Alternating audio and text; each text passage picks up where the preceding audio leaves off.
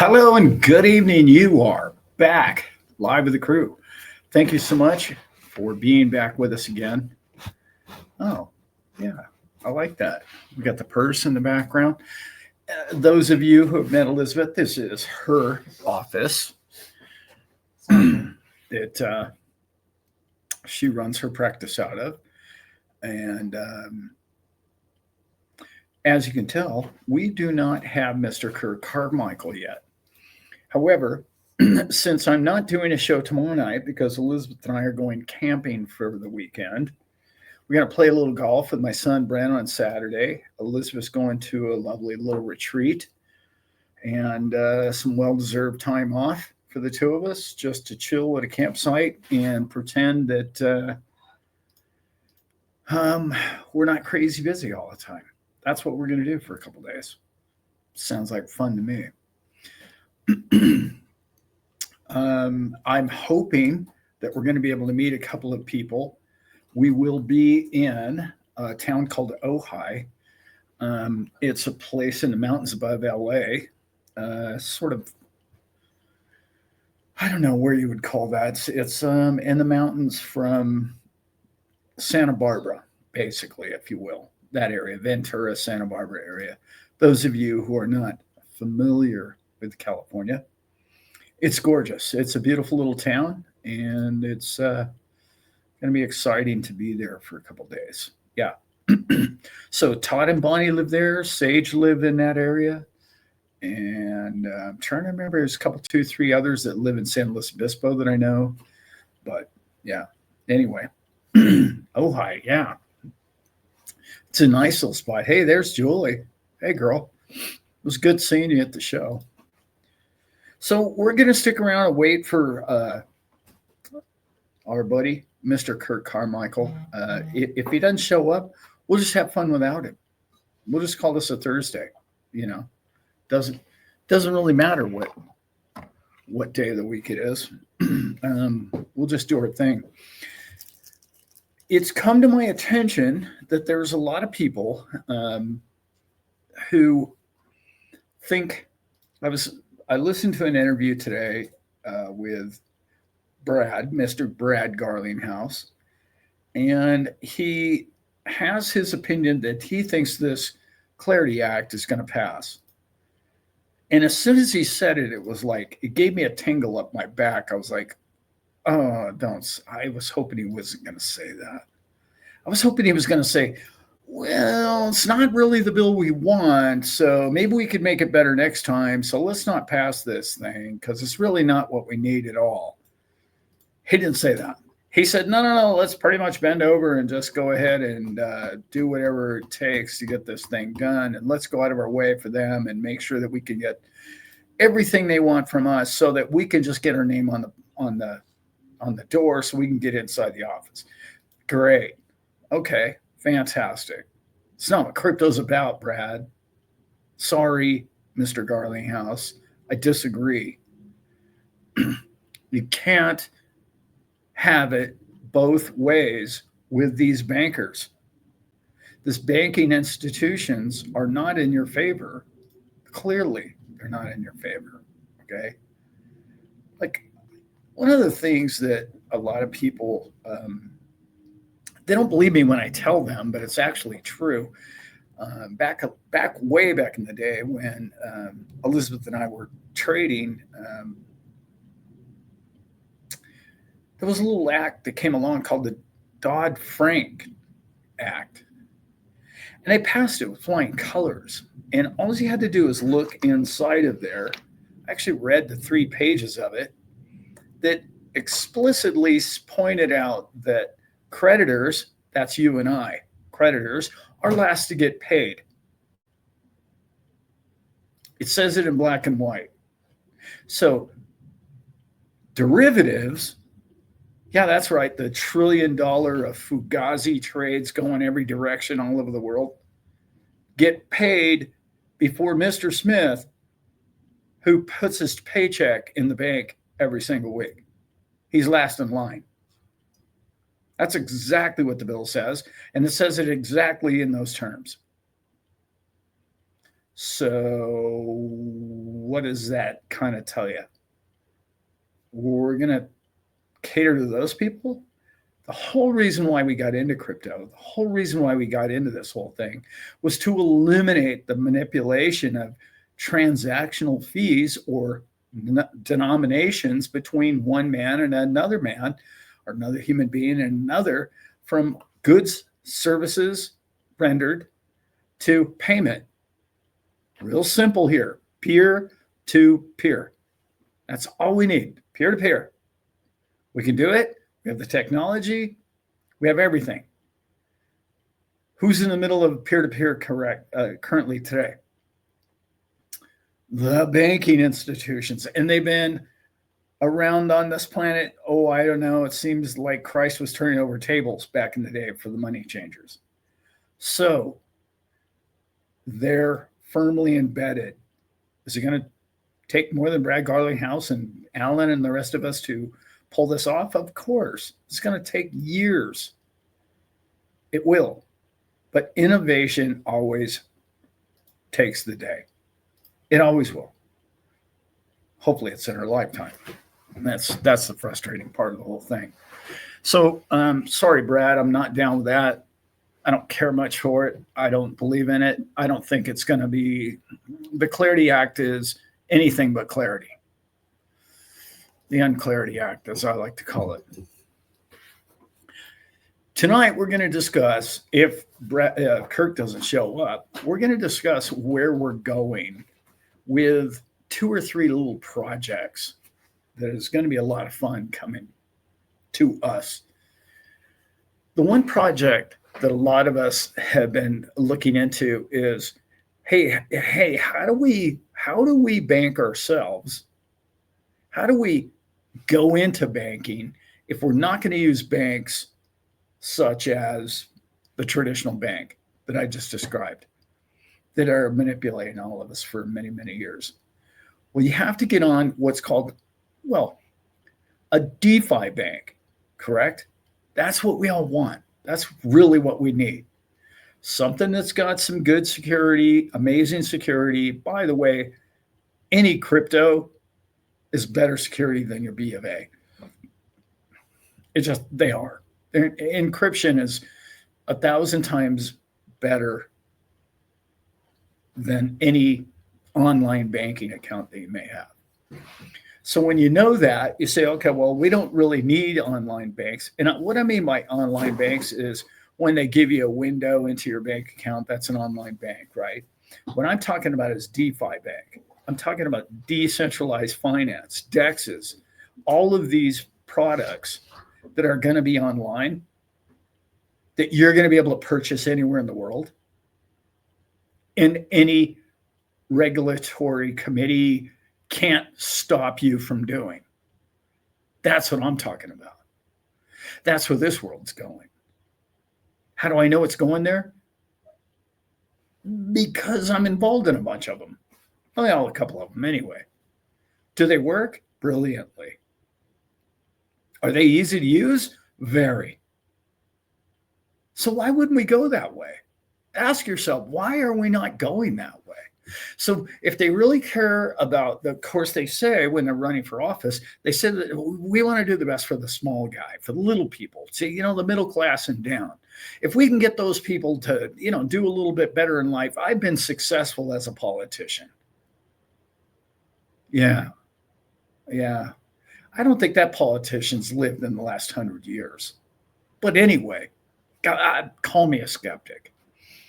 But let's say that that's what they really, really wanted.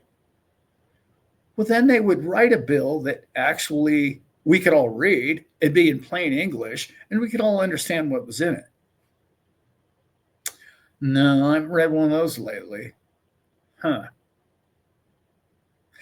So then somebody like Mr. Kirk Carmichael comes along and he says, hey, you know what? I've learned through these other people, and I've learned to this crack staff, and I've found my way into these back doors and these angles in which I have figured something out for the 3-letter word that starts with a T and ends with an X, that we all could well, I don't know, benefit without our politicians' permission and without them enslavement, is that the right word? Into their system, into their banking system, into their identification system. I was laughing with my brother the other day. I said, since when did all this identification stuff become so damn important? Right? Like, think about this. So you're in a wagon train and you're heading out west.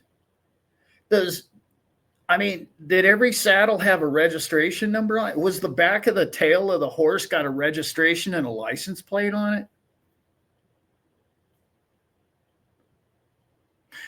The sheriff, you'd pull up into town and he'd just say, hey, look, hey, howdy, stranger. Who are you? Not, hey, where's your car? Where's your license plate? Where's your identification? Who do you think you are? All of this is just so. Ugh. So all of a sudden, banking does the same thing.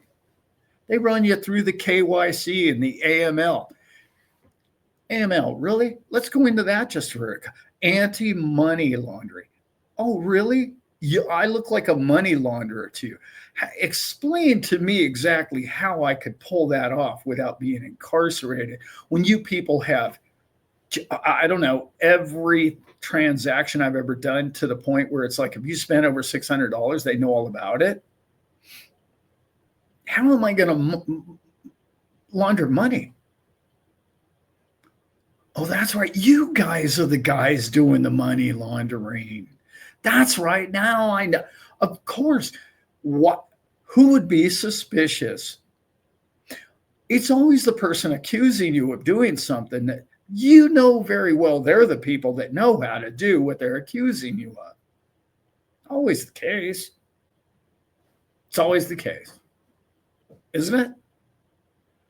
They're afraid that you're going to get away with what they've been getting away with forever and ever and ever. All of that to say this. Banking is evolving. Your bank is about to evolve. It will either evolve or you'll evolve without it. You will leave it in the dust and leave it. I'm going to play doorman here again tonight. Sorry, kids. You will. But Jesse came to say hello, so that's a good thing. Yeah. Right, Jess? So the Ivy League banking structure, brick and mortar days are behind us. And I have a couple of answers and solutions to that going forward. I also have some opportunities in that area. I have 2 or 3 private banks that ultimately are going to want our business. And by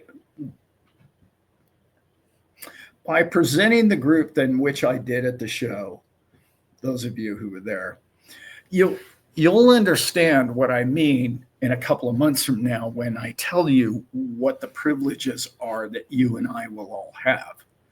And you'll ask yourself, why is it that everybody doesn't have this? That's what the first 20 minutes of this show has been about. I've discovered that. I know that. I understand that. I've lived with these people who bank in those communities and rub those elbows for almost 40 years now of my life.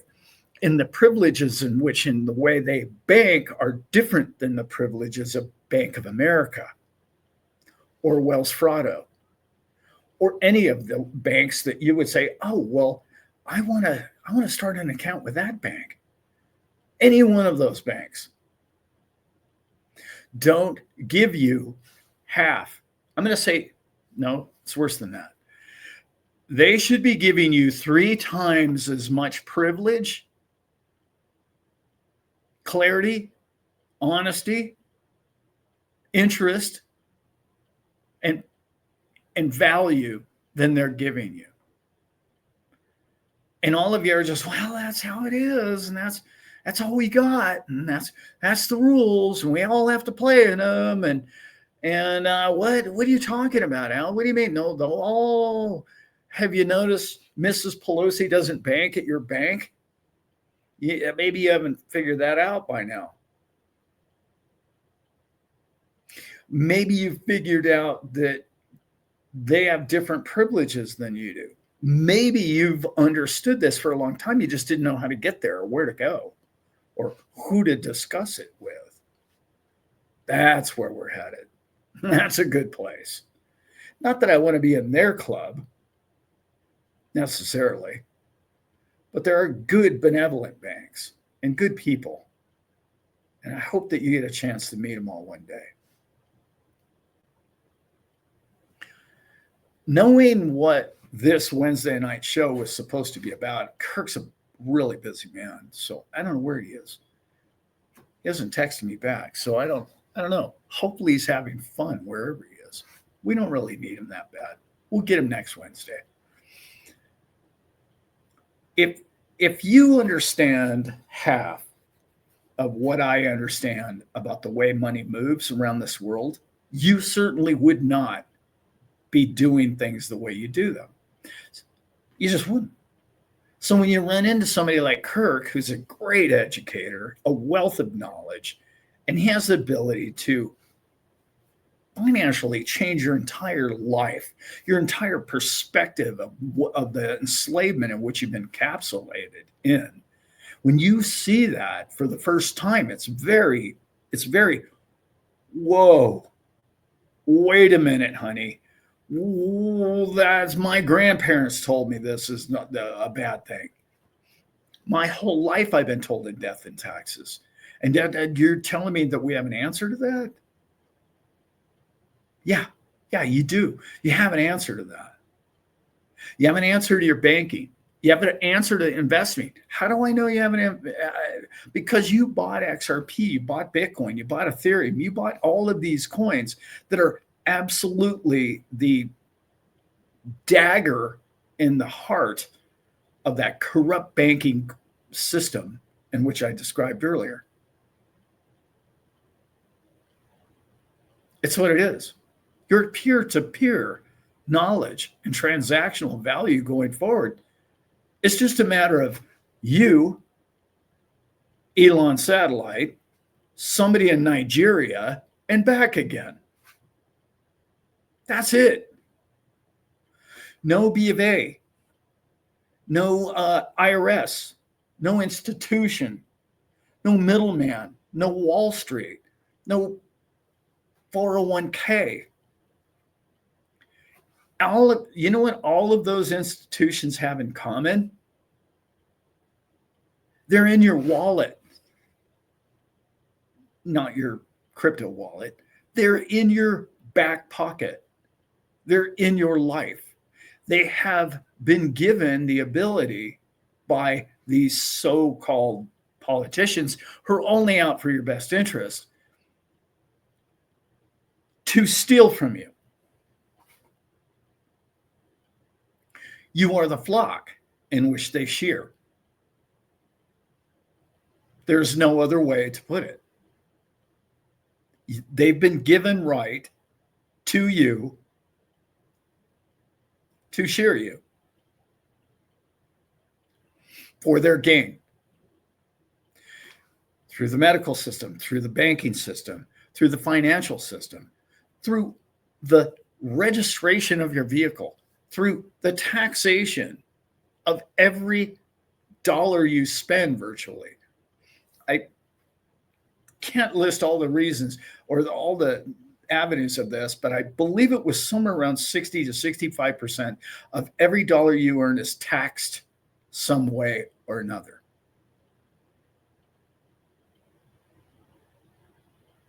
At what point does it become 90? At what point do you say to yourself, I've been a victim here? And, I would say, I really would. I'd be the first guy to raise my hand and say, hey, you know what? God, the streets are amazing. Our buildings, our infrastructure, gee, the power never goes out. They've done a fantastic job with all the money in which they have pilfered my people. Of course, they deserve the 60% of every dollar. They do, because they're doing a fine job. And there is no homelessness. And there are no starving people. And there's opportunity everywhere. But we really can't say that now, can we? We can't. Because they're failing with our proceeds. They're not productive dollars spent. Almost every opportunity that comes my way, and honestly, I know I talk about this a lot, but it's so important for everybody to hear these moments. The amount of people that come to me, hey, Alan, I heard about this. I've heard about this other thing. There's this opportunity. There's this great man that I believe is a good man by the name of Kirk Carmichael. There's this foundation that I heard about, and they're a banking institution, Alan, and I really would like you to meet the founder and co-founder and the other people in this organization. And when I meet these people, the man before you, I'm not good at a lot of things. I'm really not. But there's something inside of me that when I meet people or when I hear opportunity and it comes to me, it just, I can't even express it to you. It overcomes me. Not that I start breaking down in tear or emotion sometimes, but it comes to me deep, really deep within me, and I can feel it resonate and vibrate. And when I allow myself not to think about it, and when I allow myself to feel it emotionally, and when I allow myself to go to that emotional level of, okay, what am I sensing? What is my sense? Not my thought process, not my knowledge base. Does this resonate with me? And then I'll hear their story. And I get dozens every month. I get no less than a dozen a month. And you'll notice I haven't presented many to you. I just haven't. Because there aren't that many that I resonate with. Doesn't mean they aren't fine people. Doesn't mean they don't have a great product. Doesn't mean they're not going to be successful. A lot of these people clearly will be very successful in the projects in which they're involved in. However, it's not from my flock.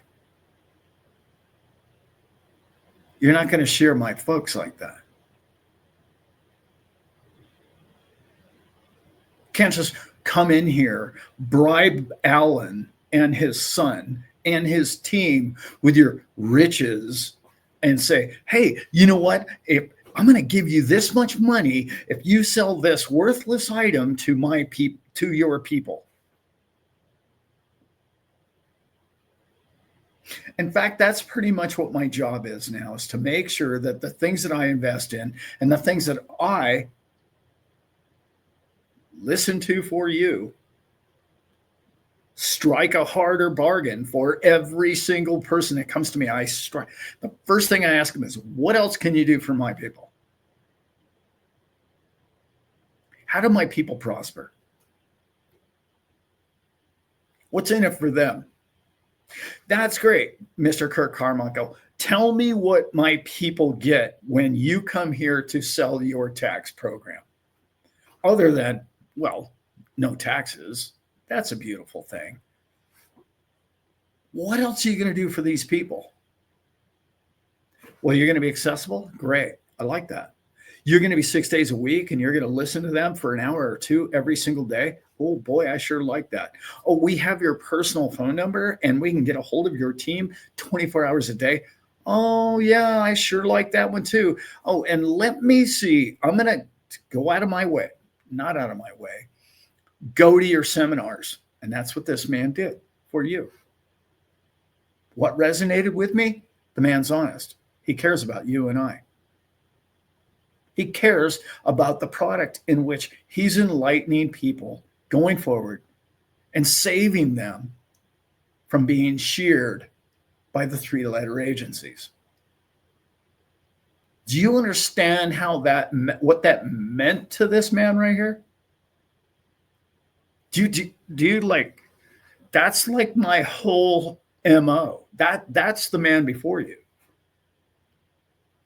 That was my whole plan for this show. In particular, since I started going on Thursday nights and started going these live, and I just really wanted to bring you what you deserve without the BS. No BS. If I can't prove it, if I can't make it happen for you, I'm not going to talk about it with you. Does that mean I'm going to get them all right? No, it does not mean that. But when I meet a man like Kirk and his family, and I sit down and I break bread with these people, and I understand what's in their mind and their heart and their soul and what they really want to do for my flock, and I'm not calling you my flock, but you get the analogy.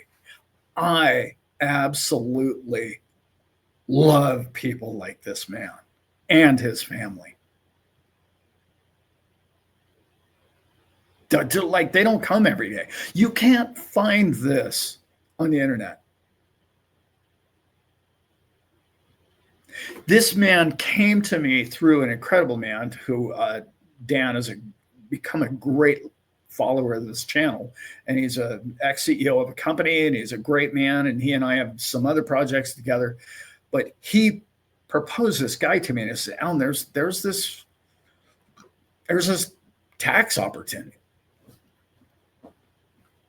And I've heard them all of them. But this guy immediately I went, oh boy, this guy, I'm falling for this. This is, holy smokes. All right. And then, your thinking cap comes on. And your thinking cap is, well, all right, where's the downside? Who's at risk? How much risk are they at? What do we do about the risk? Is it salvageable? How many of us are going to get caught? No. There was none of that. I couldn't find a downside. And I know I'm talking this guy up, and he's not even here tonight.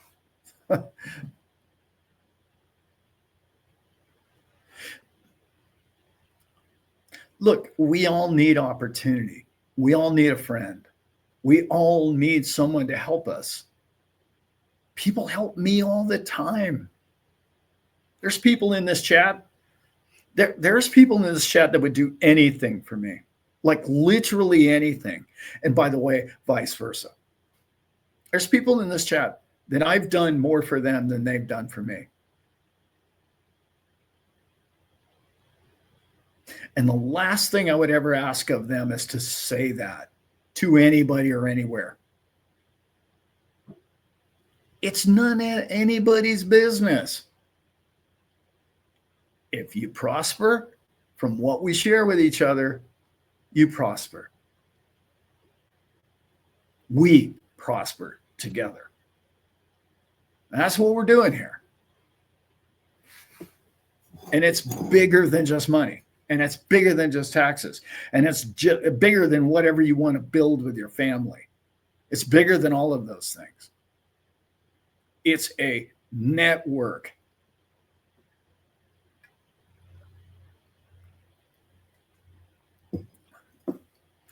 The network and the people in which you surround yourself with are a direct reflection of who you are. If you surround yourself with the great people that I've met in this group, and you look yourself in the mirror every day and you see anything other than greatness, I don't know, wrong. That's not correct. I know we're all great, obviously, on this planet. I'm talking about the opportunities that you and I have as a team, as a group, as a goal. We are crushing it in the background. I know I'm not sharing it all with you. Please be patient with me. I am going to share things that are going to go, wow, okay, all right, I'm in. I like this. I like this product. I don't like this product. That product, Alan, I can't wrap my head around the tax guy. I can't wrap my head around the bank idea. I can wrap my head around this other idea. I love the Go Baby Trader idea. I like this other trading platform or program. But do me a favor, okay? And do me a favor and say, use your own discernment and say, this makes sense to me, Alan, and I like it. This over here sounds a little too risky. I'm out. And be honest with yourself. And then if you get into something and it gets a little hairy for you and you're like, oh man, I'm nervous all the time and I don't like any of it, and you get out, please get out quietly. Don't get on the internet and blow everybody up and say everybody that did that's an idiot.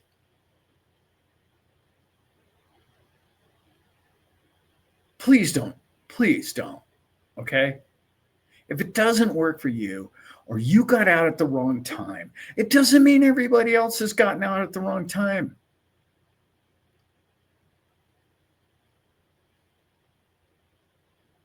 Yeah, Leanne Breeding, I just saw her post here.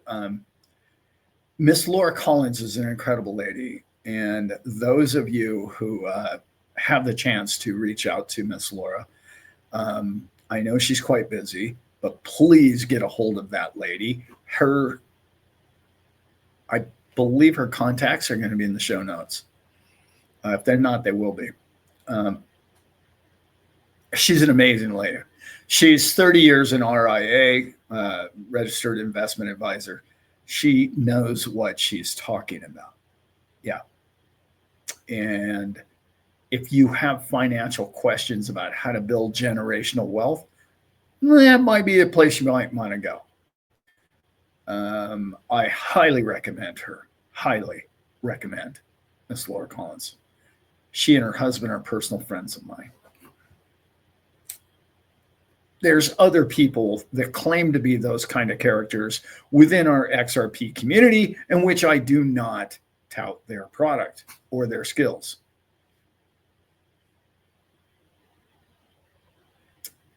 I'll leave you to decipher who those people are. Okay, anybody that was on here trying to get a hold of Kirk, man, I hope he's okay. Our brother Kirk evidently ain't going to make it tonight, but we'll see what happens. Okay, I'll go down that. We'll go some Q&A here. Why not? Guys, think about some good questions that you'd like to ask me here tonight. And I'll go ahead and start ticking these off to the best of this pea-sized brain can handle. We've got any news on Caleb Brown in the UA? No. Yes and no. Yes, I am in negotiations with them. Yes, I'm holding a very large stick over the top of their head and threatening them with life and limb and telling them that I'm just going to go ahead and run for the hills if you don't figure this out. I'm going to be completely honest with you. I basically told them, look, you either pull this off or I'm out. Like, basically. And it's not because I don't love Caleb Brown. The customer service and the team and everything else is just amazing. I trust me. Andrew, Jim, and James, I love them all like brothers. They're family to me. Okay. Michael, my new broker, all incredible people. However, if you're not going to allow my people, the flock, if you will, again, tonight's theme, if you're not going to allow those people to use a privilege of every God-given, born American right on the face of this country, their God-given tax right, then I'm out. And it's pretty much that simple. Like you're as criminal as the people that wrote the damn code. At that point, right? Sorry. Spade a spade, right? Like you're in favor of the taxation of these people that have been done wrong since the 16th Amendment, and now you're backing that system. Well, in that case, I'm sorry, I've got to go. That is exactly the same reason that I have said this same statement. When you and I create an organization together and you don't understand why it's important for you to have a UNA and me to have a UNA, but you to have one. If you don't understand this, I'm going to repeat it one more time for the millionth time. I'm getting you returns on your money. And I didn't stumble on that. Getting you returns on your money. And I'm talking about the association that we created together. And many other opportunities going forward. If I'm gonna listen to a dozen people a month and listen to their 2-hour Zoom sales pitch and go through it all and do the background and do some homework and figure out whether or not it's legit and figure out whether or not they're just rip-off artists, or vet them out as best I can and spend my precious time at this, and then invest for you, and then invest my own money in my own way and prove the theory out and prove these companies out and bust my tail to get you 5 to 10 to 15% interest on your money monthly. And for you to turn around and give that money to the city of London, it's not a slap in my face. It's a slap in your own face. You're smarter than that.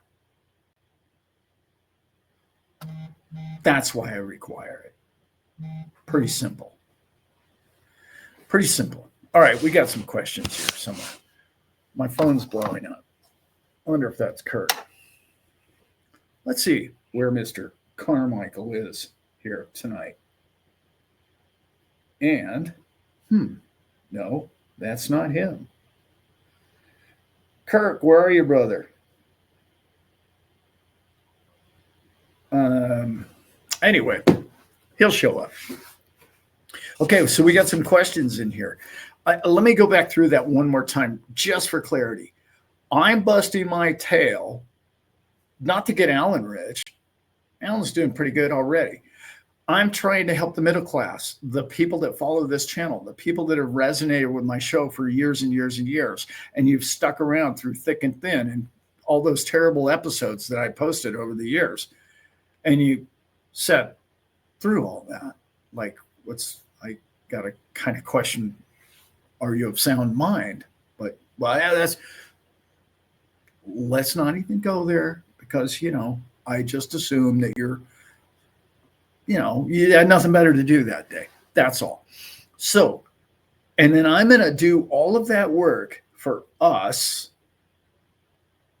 and you're going to give it to the Queen or City of London, or the way they spend it and where they spend it outside of this nation.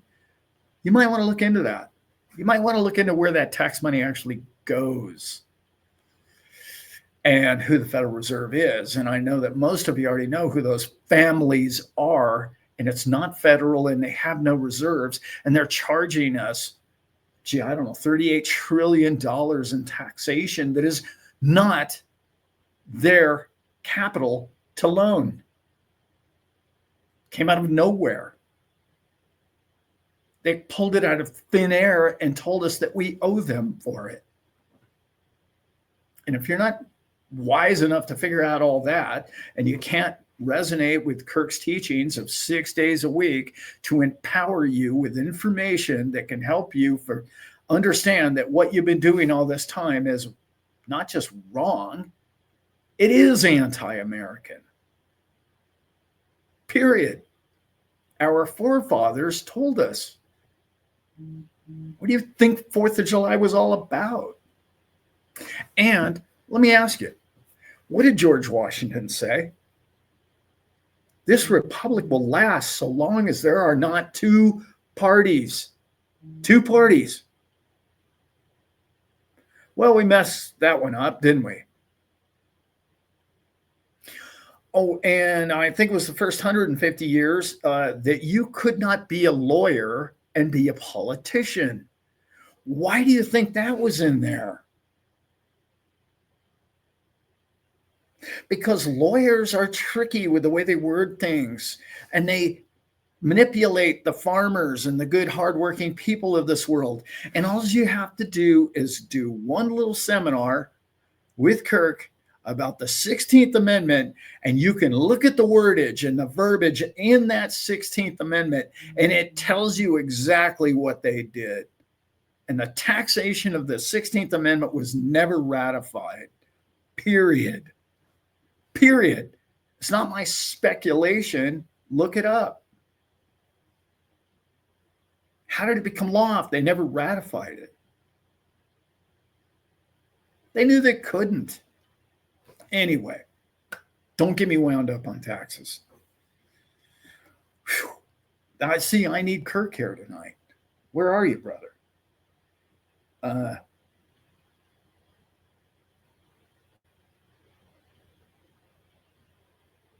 do you mean Kirk needs the link?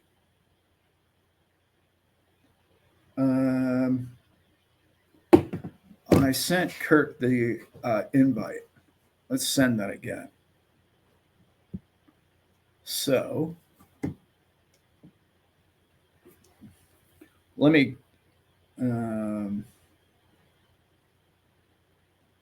it's in your email.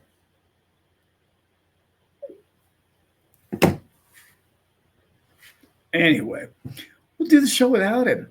We got questions right here. We can do this another night.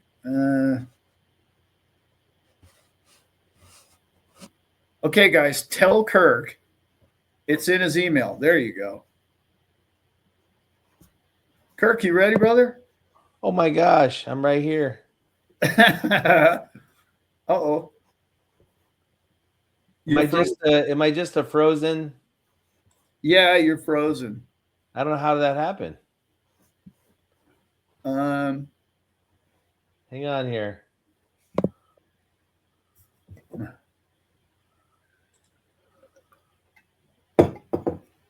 Let me figure this out. My internet looks good. Your internet? My internet looks good. Okay. Hang on real quick here. Yeah.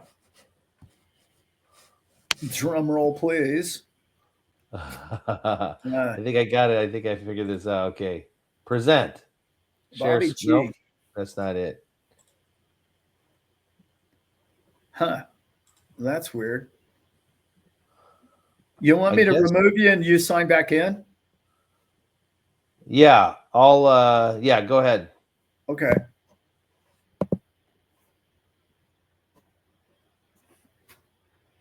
Let's see what happens here, kids. Okay. That's I love this question, by the way.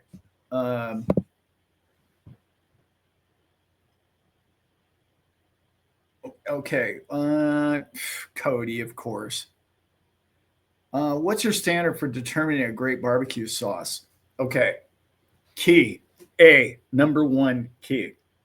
It cannot be the consistency of ketchup. No, it has to be slightly thinner than that, and it can't be tomato based.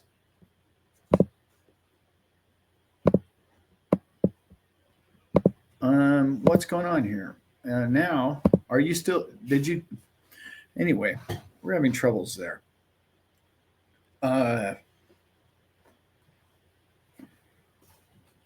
Here we go. Am I live? There you are. I'm live. We've got it. Oh my goodness. No, we're waiting on you. Man, well, can we rewind? No.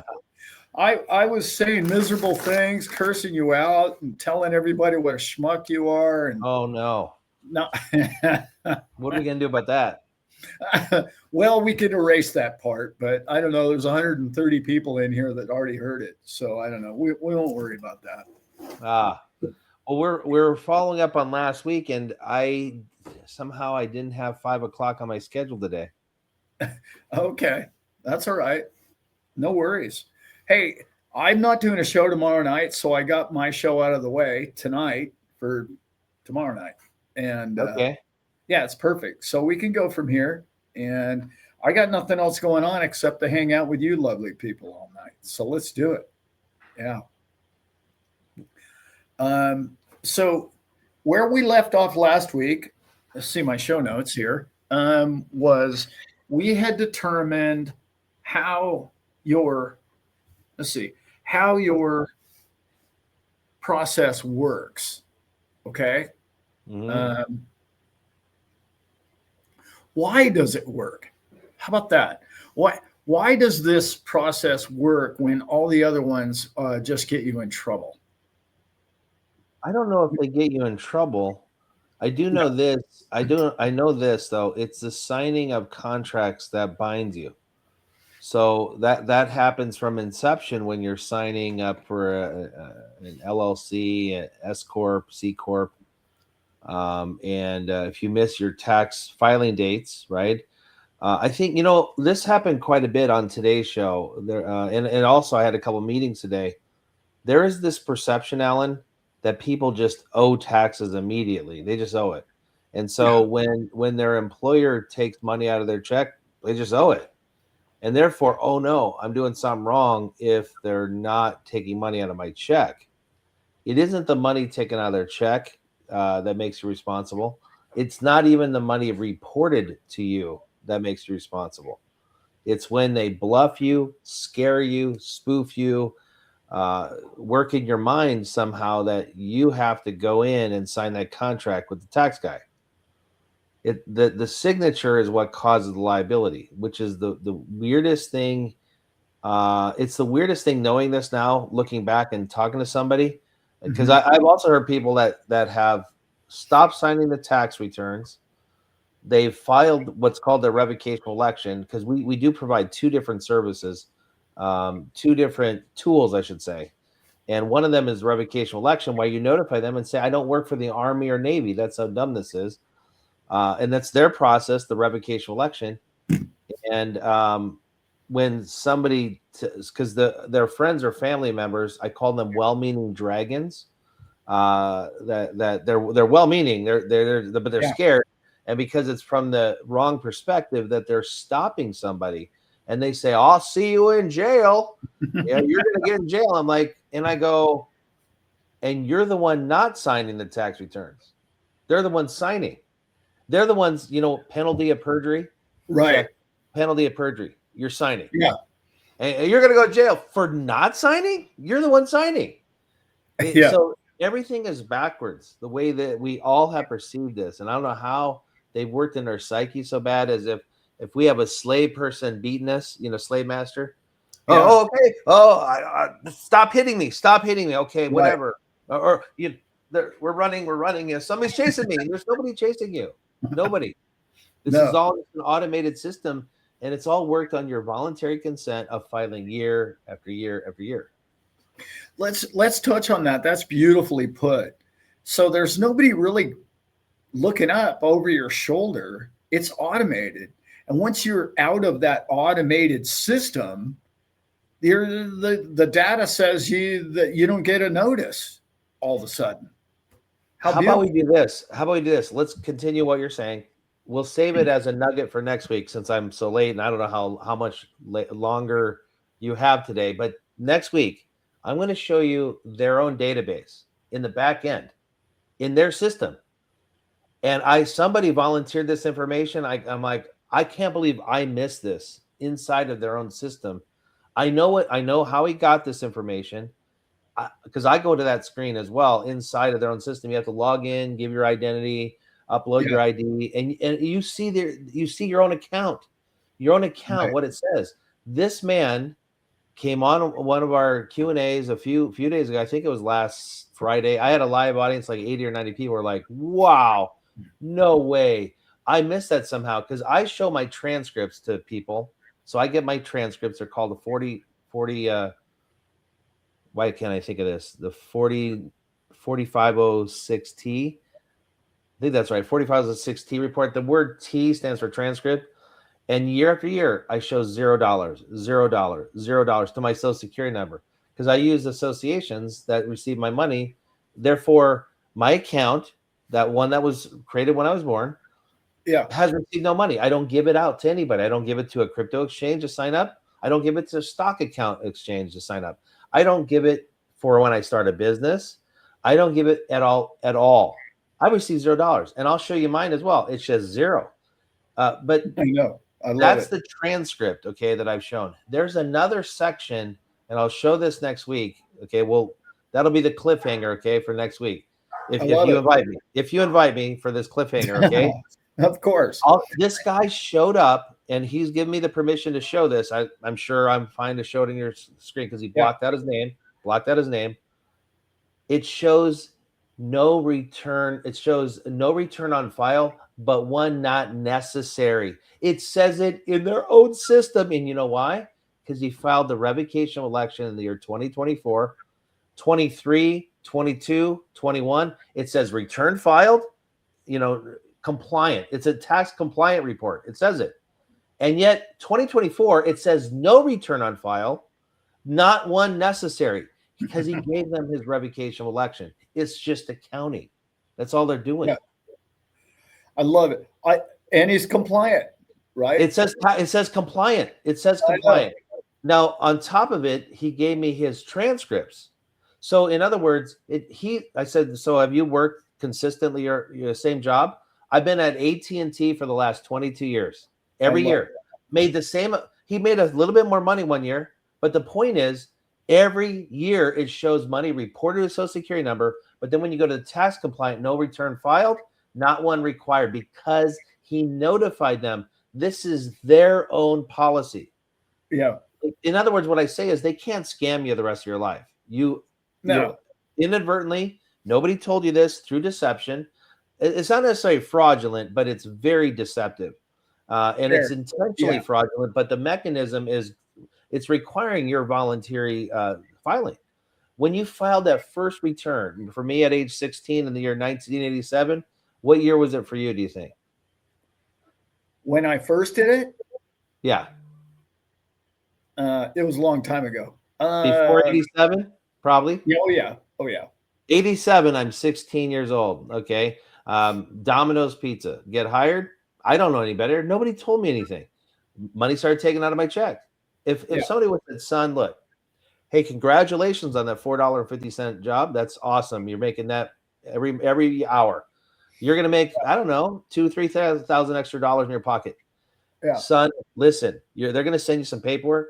When they send you that W-4 form, okay, that form is your opportunity to say, no taxes taken out. Well, why would that be my opportunity? What does that mean? Look, just listen to me.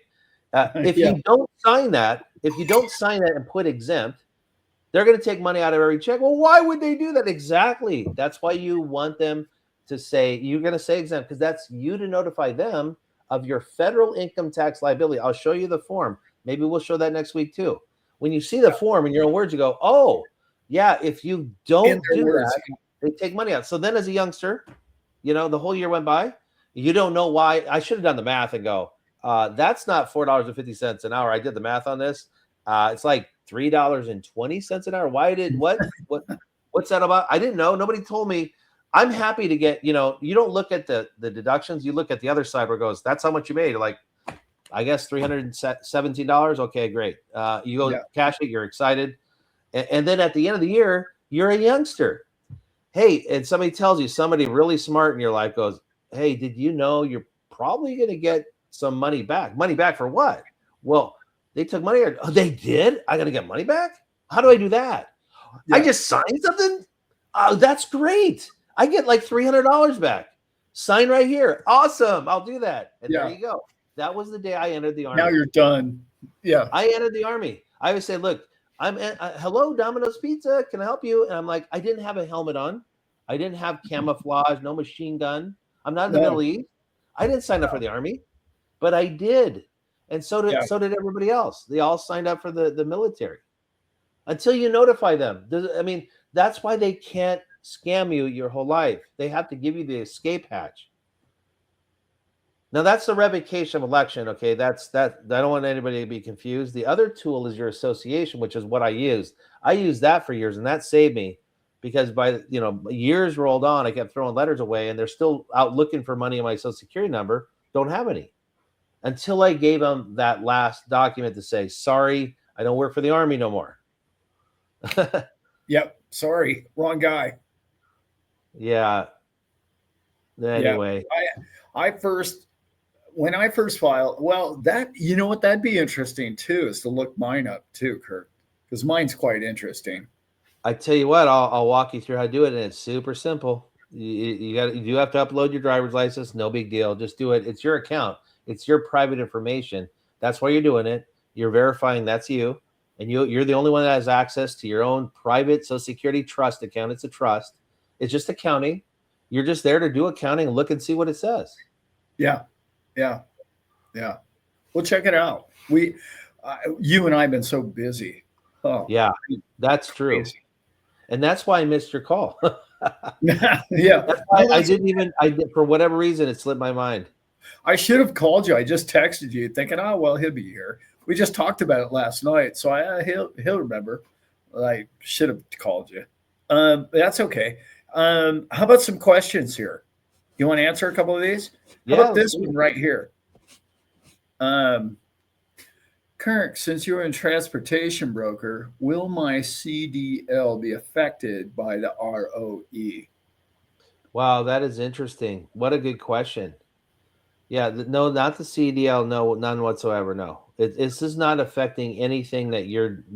So you are the beneficiary of that trust. You're going to get government benefits. You still have your driver's license. You still have your passport. You're not canceling your citizenship. You're going to use your credit. You can set up bank accounts. In other words, my daughter is 23 years old. She's done one thing that we have not, and I'm almost positive. You know what? How many people are on the call? 126 now. $1,000. I'm going to give anybody that's listening right now. I will Zelle you or Venmo you $1,000 if you're over the age of 25, verifiable. I can see your ID. You've at least worked 2 years in your life of any job, and you've never signed a tax return. Anybody, $1,000 out. If even somebody, I'm going to take it even one step left. If anybody listening right now, you have till midnight. Alan, do they have your contact in some way, shape, or form? Yeah. Email somehow. It goes till midnight tonight. Even if you text them before midnight, and we can get on tomorrow, the next day, whenever, as long as you communicate with him. If you find somebody, just find somebody over the age of 25, worked at least, we'll say, I'm just going to say 2 years. That's fine. 2 years, been in America. You can't be a foreigner. Just came here. That doesn't apply. Yeah. Born here, worked at least 2 years, over 25, never signed a tax return because my daughter is. She's 23, but she's never signed a tax, never entered into the system, and therefore she can drive, driver's license. She's got a passport. She can go get a CDL. She's going to get her Social Security number or Social Security benefits someday. Yeah. She'll get Social Security benefits one day. She sure will. She's going to the year she's paid into it, right? Yeah. So that might bring another question up because let's not confuse this because people think, well, I'm not, they're not taking tax on my check. I'm not going to get Social Security benefits. Those are two different subjects. I show my other daughter's paycheck who works at Legoland, and her check, because I want to see it one day. What does it look like? They didn't take out state because she's exempt, state income tax, no federal income tax, but they took out Social Security. It's a different agency. You're going to get those benefits. But so sorry for the long explanation. His answer is 100% yes. He still will have a CDL. The only thing he's doing is opting out of a tax he doesn't owe. Oh, okay. Right. Well, yeah, that makes sense. Yeah. Yeah, Rick, I got you beat. He said I haven't submitted a tax return in 20 years. 20 years. He almost qualifies for the $1,000, but did he sign one 21 years ago? Yeah, he did. Yeah. Okay. Well, sorry. You missed out on that one. Yeah. But mine's an interesting case, but we'll get into that another night. Okay.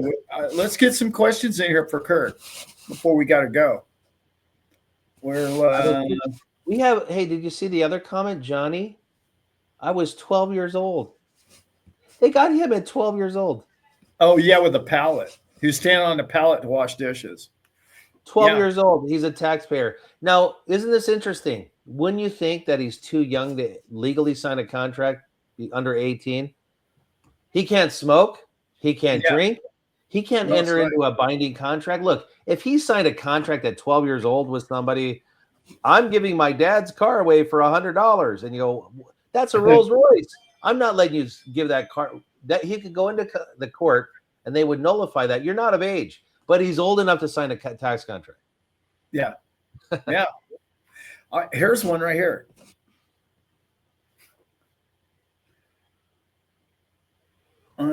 Can TEHUNA be sued? I don't know what that means. Do you?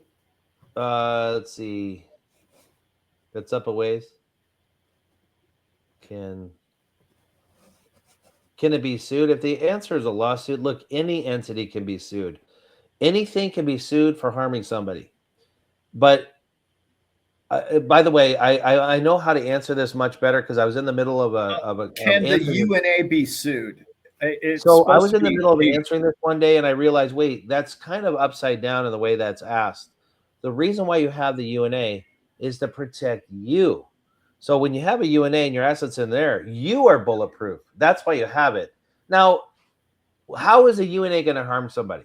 I mean, because any entity can be sued, anything, because if you can cause harm, it's common law. I mean, you cause harm, you can be sued. But how, like I would ask that person, think about it. How can the UNA harm somebody? I mean, maybe it owns a house and a meteorite comes from outer space and knocks the guy in the head and then they're sued. If your window wasn't there at the time, and it's in the UNA, I mean, that's kind of silly, but maybe they slip and fall and, sure. But you would be sued anyway if a house and there's houses in your name with UNA. But there is a special part about the UNA because nobody can find it. The UNA is not be found. That's the first thing that needs to happen is you have to identify who owns it, who exactly owns it, where's their address. And then, Alan, do you know the other part? Have you ever been sued or been through a lawsuit? Have you been party to any lawsuit, any kind? I'll plead the fifth. Okay. Yes, sort of. Yes. Okay. So do you know what an attorney needs though? What has to happen to instigate a lawsuit? What needs to happen? What's the mechanism? Well, they have to find out who you are, where you are, who you are, serve you. Without Correct. Serving you, it's called a process server, registered agent. You have to have a registered agent. For example, in the state of California, there's tons of big companies, and if you look them up, almost all of them use a company called CT Corporation. I don't know who they are, but they're in Los Angeles. And they say on there, you go, okay, who is this company? Oh, it says under their registered agent, CT Corporation with their address. That's who accepts lawsuits on their behalf, right? Right. The UNA can't be found. So how are you going to even log in and find them? You don't know where they are, who they are. You can't find them in any state. because the ones we register are in California. They're private. Because they're in California, it's unique. They're private. They're not even listed on the website. B, even if they knew they're on the website, this is the only entity I have ever heard of that doesn't have a section on that. It's called a statement of facts or something like that. I'm missing the words, but on it, when you log in, and in this case, you'd have to call them. You'd have to know the exact legal name and exact legal number, and they'd mail it. They would mail you back that summary, and on it, there's no registered agent. It has no form of actually being able to receive a lawsuit. I love that. That's so brilliant. Here's one for you. You kind of told a story about this one last week, but it bears repeat. How does UNA work in tandem with the ROE? They accomplish the same method by eliminating your income tax liability, both by a different way. The UNA allows you to receive money that's not your Social Security number, accomplishing you having no money reported to your Social Security number.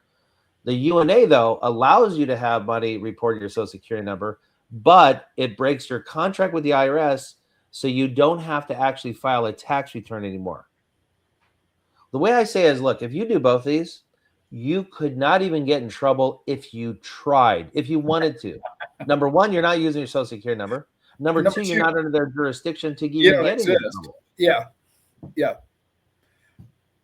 This is what I love about having you on. It's so educational for so many people. Now, and I know half the people in this call right now are just saying to themselves, yeah, that is too good to be true. I love that one. Yeah, I get it, because I felt that way in the beginning, but I'm a different guy because of the tax life I've led. I've had a different tax life than most people. So it's a little different for me. But so for me, I've been searching for you my whole life. And a lot of people say that. And you know why I know that? You know why I know that? Because that's what I knew I needed after I was revealed. I think it happens in two steps, Alan. You first have to reveal there's something wrong with the tax system. Right. I didn't necessarily know there was something wrong. I just didn't like paying taxes. Nobody does. Who likes paying taxes? No. Like, let's take a vote right now. Who likes paying a federal income tax? Anybody? Well, if there's somebody that says yes, they shouldn't be on the show to begin with. And if you don't like it, you don't know there's a problem. I mean, personally, I'd be okay with it if we lived in Shangri-La. Then I'd be okay with it. And that's where the money actually went. Then I would say, okay, well, look what we get for all that. Yes. But that's not the situation. Yeah. Well, that's where other people are stuck. You see, you just described the second part. The first step is the revelation that there's a problem with it. The second step is when you know there's a problem with it, that's just too hard to believe that there's a way out, because Wesley Snipes. I know Uncle Bob. Right. You know what? My wife says we don't want to lose all our assets, so therefore just keep paying it. We don't lose. I've already pictured myself the second the thought hits my mind. Nope, you can't do it.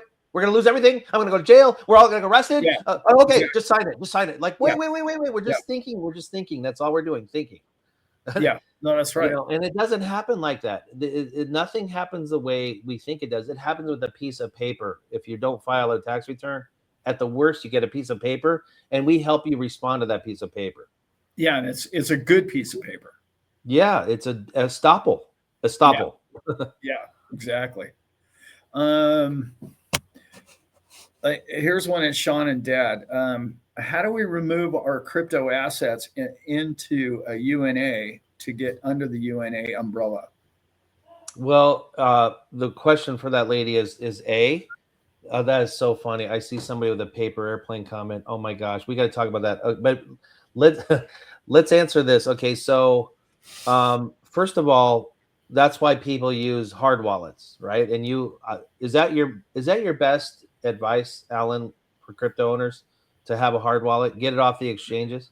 Yeah, I mean, I don't. It's hard for me because I like tangible a lot these days. I don't know. I don't like to give advice because when they fail through whatever problem, then it's like, oh, Alan told me to put it in this, and then it failed. Even if it's human error, Right. they won't go, oh, well, Alan told me to do that and it failed. It's like, well, no, you sent it to Siberia or something. It's like, well, it Right. wasn't the apparatus, it was the operator. But the operator never takes blame. So it's very difficult for me. Right. Okay. So if you're using a hard wallet, that's the point of it, though. It's technically Yes. right. You would agree. It's in your Yeah. possession. Yeah. It's in your That's right. possession, and you're the one to report it. If you were, why would you report it? You're not reporting anything. It's in your No, possession. that's right. So it's non-reportable. And another thing is, I think people are unaware. If you haven't traded stocks before, crypto works the exact same way. That just holding the crypto doesn't cause a reportable event. Yeah. You could send it to Coinbase, send all your crypto to Coinbase. Yeah. Then you could send it to Kraken. Then you can send it to Trust Wallet, back to Coinbase, back to Qcoin, over to Gemini, crypto.com. And just because you're sending it everywhere, that doesn't cause a reportable event. It's when you send it and you trade it, and maybe you swap right. it for a currency. It's the selling of the asset or transfer that they're keeping track of. That's Isn't right. that kind of tricky? Yes. They become a tattletale in everybody, and that's what we loved about crypto at first, many years ago, right? Yeah. Do you remember it before the KYC? Oh, yeah. Oh, of course. No KYC. No. So KYC slipped in, and then all of a sudden, now you're going to, because KYC, and then you're giving your social. You get it. I'll bet you there are a lot of people here. They got 1099s for last month, right? Because they come out in January. 1099s. They're just doing accounting, guys. That's all they're doing. But unfortunately, you didn't know how the game works. You had it in your social. They report it, but guess what? Here's the good news. You can opt out. You don't work for the Army, right? If you don't work for the Army, Navy, you can opt out.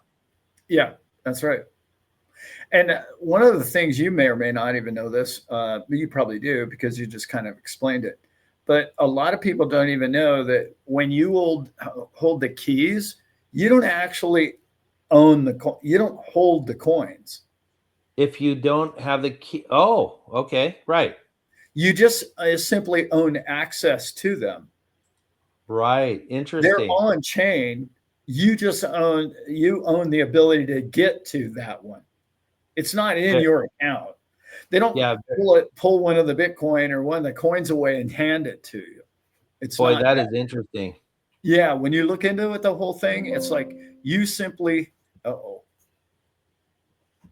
that's not good. What happened? My battery's dying. Man, we're just having all kinds of trouble here tonight. That's not good, guys. Is it your laptop? Yeah, it's my laptop, and this one is not charging. Keep going, Kirk. What about the paper? Oh my goodness, I got to show my screen. Is it okay? Can you show a screen? I probably can, right? I don't know how much longer we're going to be going here. Okay, I have a really, really awesome lady with us. I think she just joined us from the Florida event. She was at the Florida event. We started her UNA with her. She makes this comment: if someone has an IRA with Fidelity under a Social Security number and opens up a UNA Fidelity and transfers that Fidelity, that IRA to UNA, will it trigger a 1099 full withdrawal? So I have a joke here because of the accounting, and once you opt out, A, if you opt out, B, if you have a UNA and the 1099 goes to the UNA, they say, what do I do with the 1099s that come? And I've had this joke for quite a while. I said, by all means, don't throw that away. That's an important piece of paper because they make very good paper airplanes. Very, very good paper airplanes. I said, you know what we have? We have a ministry over here. It's a paper airplane ministry. If you can't use that piece of paper, please mail it to us. And in your honor, we'll make a paper airplane on my shelf behind me. And the reason why I'm laughing, it's hilarious. I mean, it's so bold, but like you're empowering people in a way they've never been empowered before. No, it's that's so the point. enlightening. It's so liberating. If you ask people, look It at our is. look at our reviews, and I would say at least once a day, there's somebody that just is so thankful, and it's like thank Jesus, okay, because I'm just his messenger. That's all I'm doing. I knew this 4 years ago when I was discovering like what do I need to do the rest of my life. I just sold my business. I know I need to show people what I found out, and I found this out of a hard experience. I battled the system back and forth through trial and error. I know it's true because I worked my way through it all.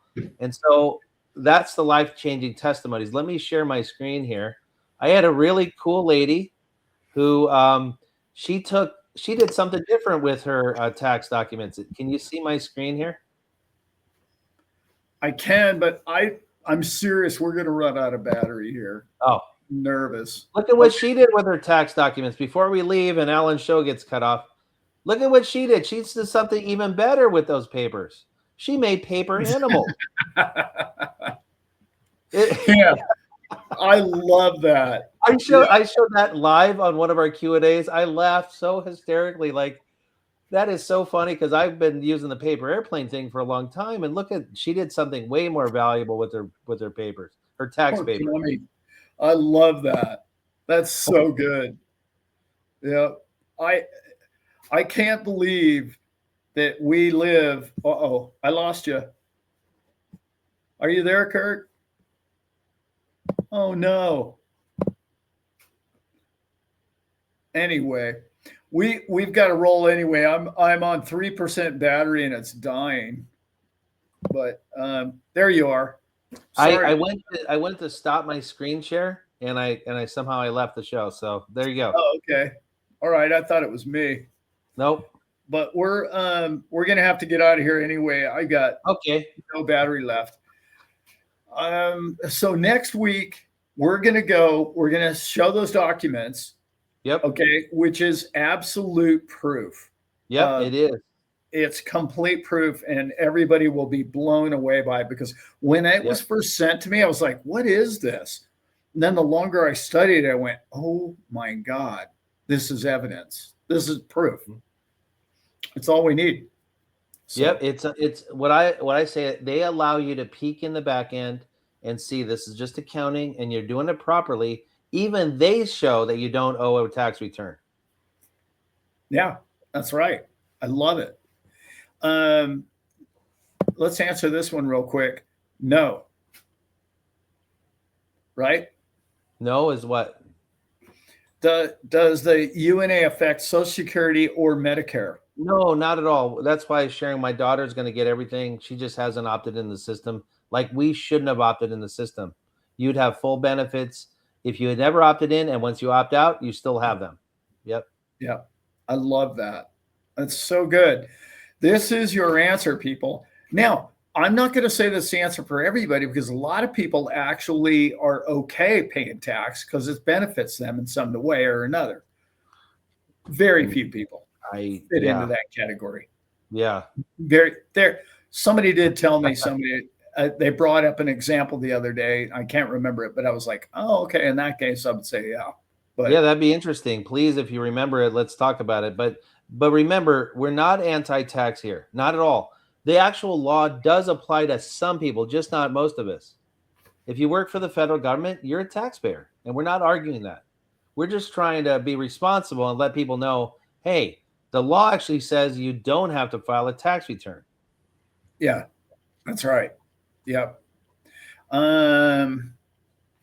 Here we go. Here's another one. Does a UNA stop state taxes? A UNA stops all taxes because it's not sales tax, unless if you sign a contract agreeing to pay sales tax, that's a state tax. We're talking about federal and state income tax. It has no requirements to file in any state. Love it. Absolutely love that. All right, everybody, with that, I think I'm going to get out of here since I'm at 2% battery here. Unfortunately, well, it's an hour and 20-minute long show here tonight. Kirk, we're looking forward to next Wednesday. We're going to have some documentation and more further questions. It's going to be a great night, and I'm looking forward to it. I'll be on time next week. Just remind me. Just Hey, remind me. it's okay. It worked out perfect. It really did. I appreciate your time, and you know that, and our community loves you. Yeah. So, May God bless you guys all. yes, God bless everybody. And Elizabeth and I are going to be out of town camping for a couple days.